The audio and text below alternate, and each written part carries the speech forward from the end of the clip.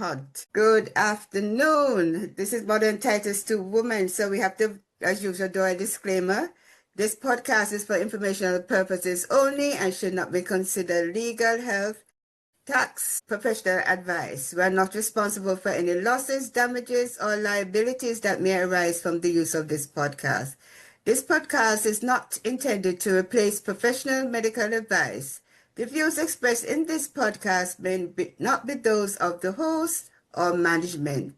This podcast may contain adult themes, so parental discretion is advised. So today's guest is Geena Hymer, a courageous voice for healing and hope. After overcoming childhood abuse, binge eating disorder, and years of silent struggle, she now empowered others to break free from trauma and reclaim their lives. Her story is one of faith, perseverance, and purposeful recovery, and she's here to show us that healing is always possible. So welcome, Geena. Thank you, Lorna. Really I'm so happy to be here. Yes, the pleasure is all mine. So if you want to expound on the intro, tell our listeners a little about yourself. Yeah, so as you mentioned, I am recovering from binge eating disorder that began at the age of 9 years old. I am in year 10 of recovery, which is a huge victory for me. With that, it started because of childhood sexual abuse. I also went through sexual assault at the age of 20, which then really catapulted me into building what I called a body of armor to protect myself from further harm. And once I really started digging into my healing journey to deal with my traumas, I was able to shed that body of armor by digging into my faith and realizing that there is safety in being healthy as well. When did you realize that food was becoming a source of comfort for you? When did that really dawn on you that this was happening to you? Yeah, most specifically, it was after the sexual abuse began, in that it kind of was a way to self-soothe myself when I was experiencing uncomfortable feelings, and just a way to push those feelings down because I didn't know how to navigate what I was feeling, what I was thinking, because I wasn't put in a position to really tell anybody what was going on, because there was a lot of verbal threats being made about what would happen if I did. And so I had to keep that all inside. So I turned to food as a way to deal with that. How did you break the cycle? You started it, and apparently you were still in the situation that started it. So how did you really break the cycle of the binge eating? It wasn't until several years later. I was 37 years old when I made a decision. So it started at 9.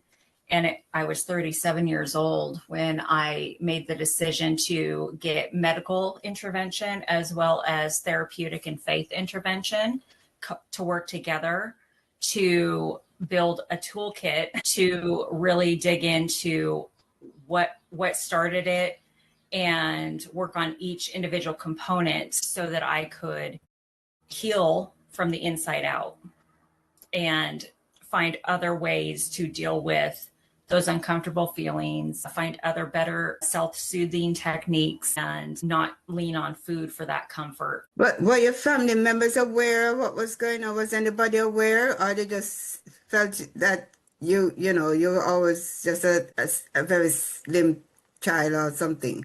They didn't know about the sexual abuse. I didn't tell anybody until my early 20s. They, of course, noticed that I was gaining weight. I didn't start rapidly gaining weight until after I was sexually assaulted at the age of 20, when I really just kind of gave up and put on a massive amount of weight over a period of like 8 to 10 years.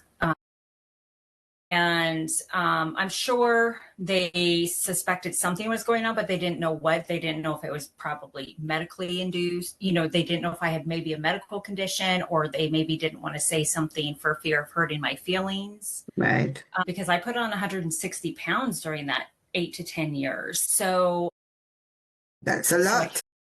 It is. And that's how much weight I lost in a year. Also, with the medical intervention that I did, which I chose weight loss surgery, so under medical guidance. And then a lot of that is a lot of mental, you have to deal with the mental side, like, because binge eating disorder is a mental illness. Yes, yes. Which a lot of people don't realize. It's a very serious mental illness. And so, because you have to really retrain the way you think about everything. Do you think, based on the persons who you've spoken to, that you deliberately try to put on the weight because you want to make yourself unattractive as possible? Absolutely. Okay. Yes. And a lot of that was fed because, there's certainly plenty of men out there that find curvier women attractive, but society feeds this ridiculous narrative that if you do look a certain way, you're deemed unattractive, right? Right. So I took that as reality, if you will, and I put on this body of armor as a way to try to protect myself from further sexual harm. You speak about spiritually and physically malnourished. Could you walk us through what that looked like? So from the physical aspect, I was malnourished because I wasn't feeding my body well in the food sense. I was eating a lot of fast food in high quantities. I wasn't feeding nourishment. I was feeding to just kind of garbage food, as I would call it. And from a spiritual aspect, while I grew up always with God in my heart, I grew up in the church. I felt very distant from him as well because I didn't have a clear understanding at that point because I lived in such a darkness because I was very depressed for so long that I also held him very much at arm's length, almost like I felt like he abandoned me during those times. But as the older I've gotten and the deeper in my faith I've gotten, I understand that he was always there, but so was the devil. The devil had a death grip on me. He was trying to keep me down while God was trying to lift me up. And I was in that struggle for so many years and unable to see the light for so long. But once I kind of had that clarity in wanting to really resume the life and the purpose that God truly had for me, everything changed. So, okay, so you were actually during all the time when the abuse and the trauma and everything was going on, you were in a church environment, a Christian environment. Yeah. So, my family has always brought us up in the church. So I've always known God. He's always been a part of my life, but I always lacked, I guess, the faith I needed in my childhood growing up, going through the abuse and stuff like that.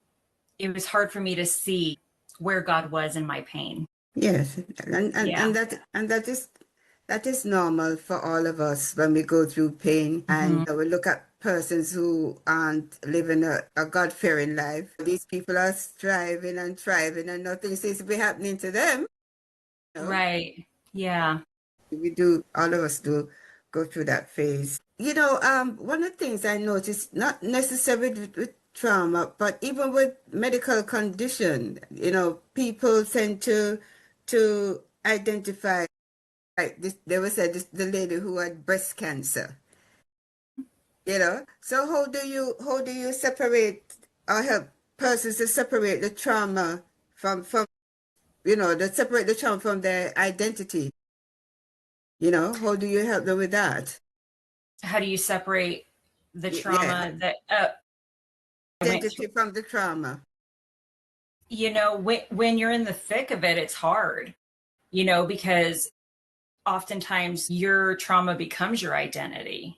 And that's all you can think about. And there was a good chunk of years for me that's who I was, But again, as I kind of really started digging into why and behind my depression and how I could turn the page and get beyond that, I learned that my pain was for God's purpose. And so that's the stage of life I'm in now. I want to be for others who I needed when I was going through those things, and just focus on being more progress driven, you know. Like, I'm not here to be perfect. I will never be, nor do I ever want to be. But if I can, if me sharing my truth and my transparency and my experiences can help someone else feel like they have been heard or seen in their own experience and skin, then then I know that that is why I went through what I went through. Okay. So what does healing feel like today for Geena? What does healing feel like to today? What does it mean to Today, you? yeah. I focus more on intuitive eating than, I was raised like many of us, you eat by a clock, right? Like, it's 8 o'clock in the morning, it's breakfast time. Oh, it's noon, Right. it's lunchtime. I don't eat like that anymore. A lot of people joke with me because I might not be hungry till 2 o'clock in the afternoon. They're like, how are Right. you not hungry? It's like, I'm just not, so I eat when I'm actually physically hungry, and that serves me better than eating by the clock, because then I'm not essentially overeating, and I'm eating until I'm satiated. So, but I'm eating more nutrient dense foods also. Okay, so you do portion control. Okay, and then are you vegan or what? I don't go by any one kind Oh of no, rule book. okay.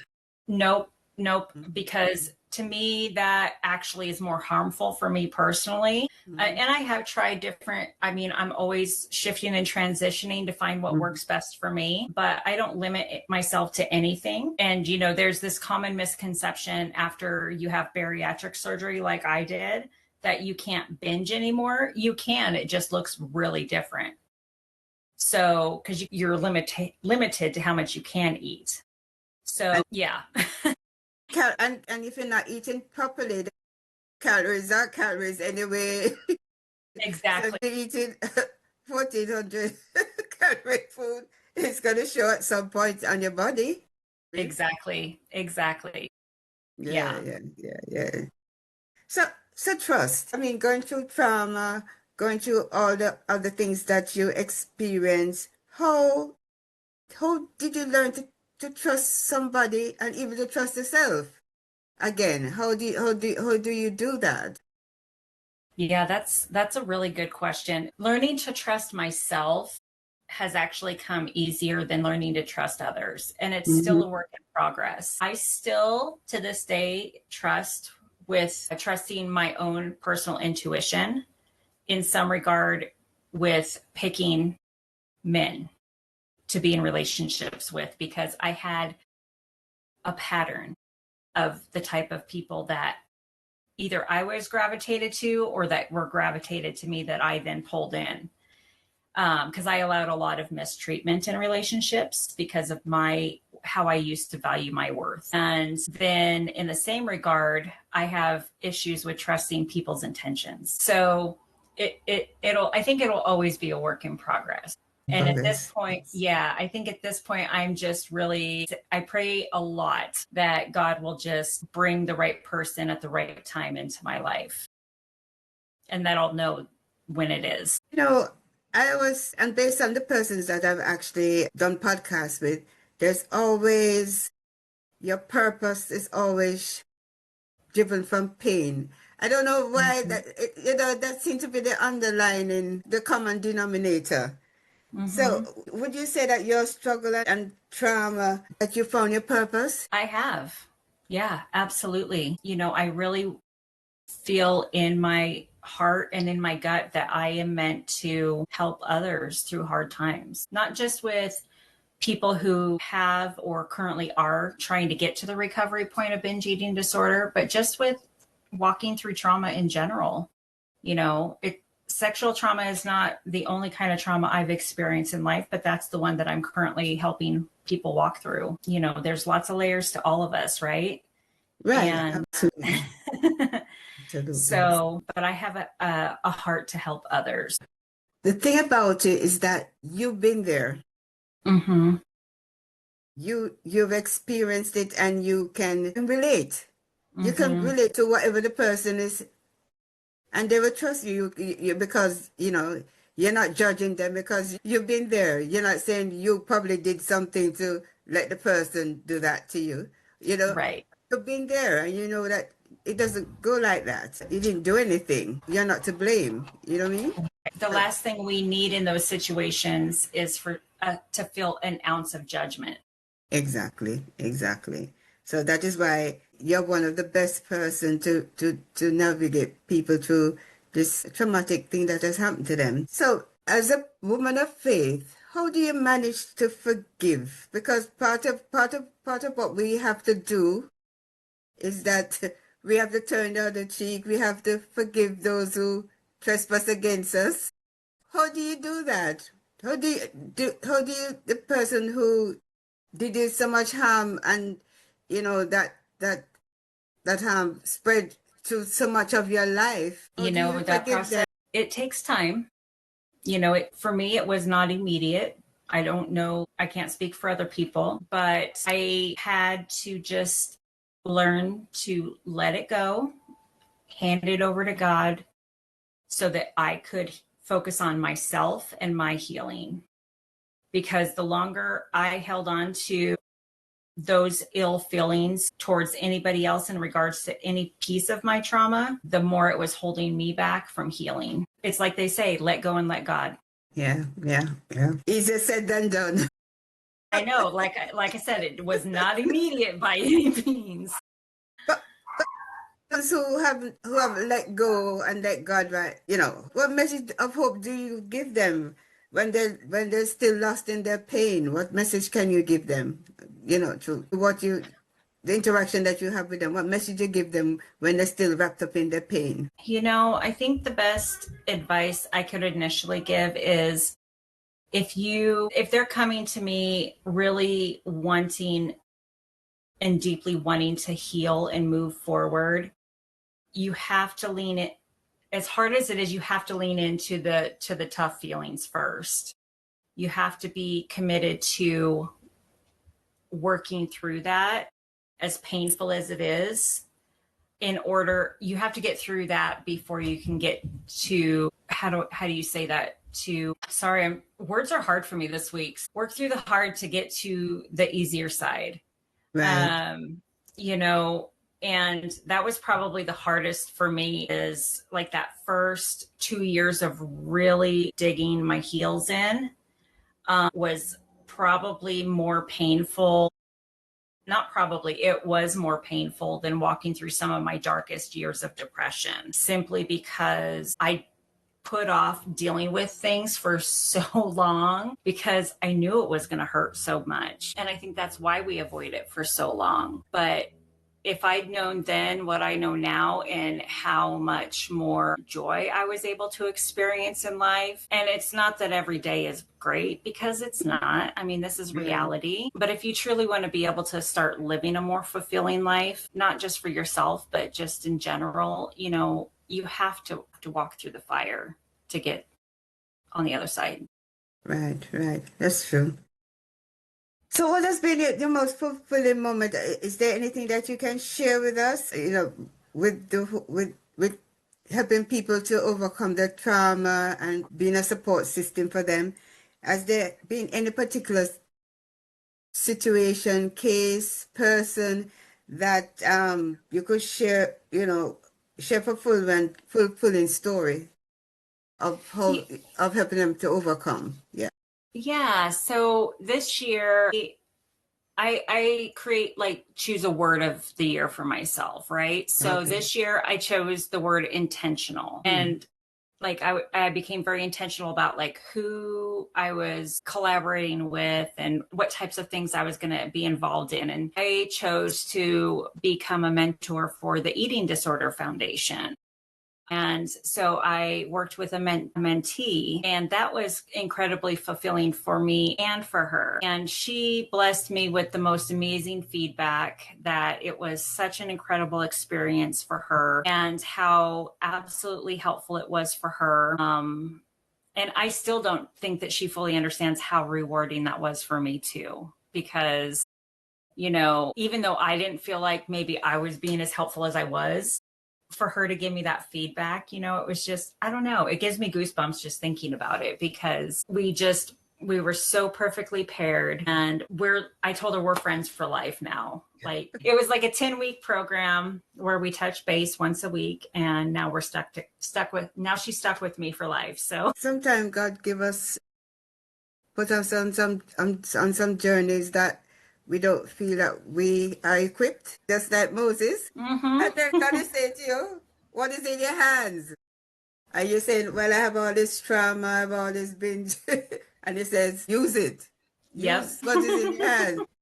Exactly. You know, he knows when he's saying he's already equipped. It's just that we second guess, you know. So what advice would you give someone afraid to take the first step towards recovery? What advice would you give them? Trust the process, and I can assure you, you're a lot stronger than you give yourself credit for, because you've already made it through the hardest thing, and because you're still here. Yes, that's Yeah. beautiful. That's beautiful. So, Geena, when you look back on life and on time, what do you want to see your footprints in the sand? What do you want people to remember about you and the work that you're doing? What you want to be your footprints in the sand of time? What a beautiful question. Just whatever comes out of your heart. It isn't anything. Yeah. Yeah, I think I want to be remembered for just being genuine and being a source of light and hope. That's beautiful. That's absolutely beautiful. Thank you for that. So how can people get in touch with you? Would you mind telling my audience? And if you send me the information, I'll also put it in the notes for the podcast notes also. So if we can go ahead and tell them how to get in touch with you. Yeah, absolutely. So they can find me on my website, which is geenahymer.com. On there, they'll be able to find links to multiple podcasts that I've been on. Also, soon, I'm working on my first memoir. So when that comes out, there'll be a link for that on there as well. Oh, that's nice. I can also be found on Facebook and Instagram under my first and last name as well. All right. Sounds wonderful. So there we are, folks. Let this episode be a reminder that you're worthy of joy. You're worthy of nourishment. You're worthy of renewal. Keep showing up, keep believing, and keep walking towards wholeness. Your healing matters, and it starts now. The best is yet to come. So thank you so much, Geena, for being such a wonderful and gracious guest. You're welcome.